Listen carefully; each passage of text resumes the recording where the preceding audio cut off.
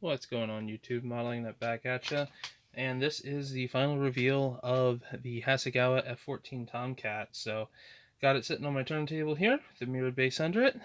And as you can see, got this thing all completed up tonight.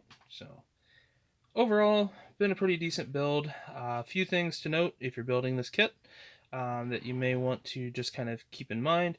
When doing the canopy, go ahead, get all the metal in, get all of the seats in, everything in, and especially if you're doing a closed canopy, seal it down, leave it. Don't crack it open again after paint. I did find that I at least was having some issues as I was going to put the mirrors on after the fact, and that caused a bunch of headaches, at least with my build, because the canopy fits so well from the start. So again, take your time, put the canopy in, get it all fixed up, get any seams filled that you need to before you get this thing into primer, and you'll be golden. So that's one definite thing I would like to note.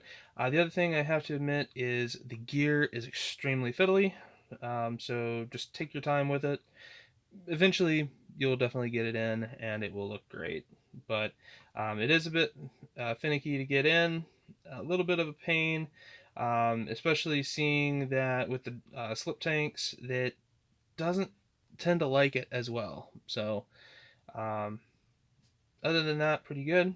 Again, the other big thing to note if you're using the kit decals, make sure you do not get the Mr. Hobby setting solutions anywhere near it. If you do, you will just run into nothing but problems. The other thing that I definitely did not do correctly was I put all of the pitot tubes, things like that, on way too soon. Especially if you have followed me and are starting to use this Plastruct white label, you can definitely put it on after the fact. Creates no problems when it comes to putting them on. But I did actually lose one on the other side, and I didn't have a spare. So, um, but overall, I've absolutely loved how this thing's come out. I mean, again, like I've stated in previous videos, just want to reiterate: is this going to be a show winner? No. Was it ever being made to be a show winner? No.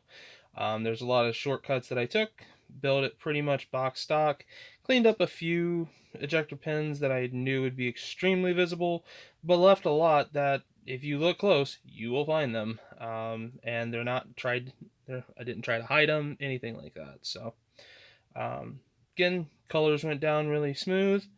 And then a semi-gloss coat of X35 just to kind of seal the colors in, and then decals on top, or I'm sorry, decals on the paint, then the other. So again, I've got a little bit of silvering on a couple of decals, but was able to bed most of them in just fine. So again, hopefully you guys have enjoyed this.